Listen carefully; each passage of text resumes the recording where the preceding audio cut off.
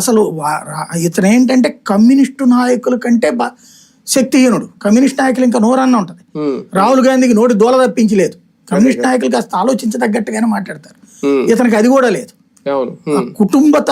కుటుంబ వారసత్వం అన్న హక్కు అధికారం తప్ప ఆ ఎసెన్షియల్ పాయింట్ తప్పి ఇంకోటి కనబడట్లేదు వీళ్ళ దగ్గర. అదే తేడా. అంటే అధికారికంగా కూడా ఇన్ని రోజులు అధికారంలో కొనసాగిన రికార్డు కూడా ఈయనకే దక్కిందంట కదా ఒక రకంగా.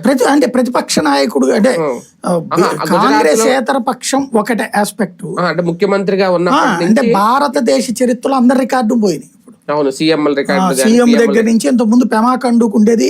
ముఖ్యమంత్రిగా అత్యధిక కాలం చేసేదే అతని పేరు అరుణాచల్ ప్రదేశ్ ఒక ఆయన ఉండేది.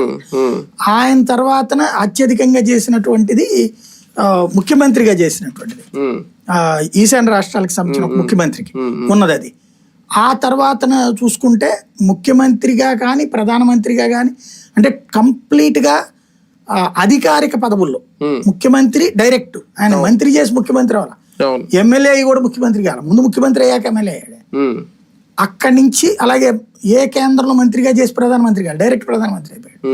ముఖ్యమంత్రి ప్రధానమంత్రి ఇవన్నీ చూస్తే గనక నెహ్రూ కూడా లేదు, ఇందిరాగాంధీకి కూడా లేదు. అదే కదా, వాళ్ళకి కూడా లేదు. అవును అవును, ఆ రికార్డ్ అయితే ఇది సొంతమైంది. రైట్. మొత్తానికి ఎన్నో పథకాలు అలాగే అన్ని రంగాల్లో కూడా తనదైన ముద్ర వేసుకున్నారు నరేంద్ర మోడీ. అందుకే గత పాలకుల నెహ్రూ రికార్డు కూడా ఆయన ఇప్పుడు దాటి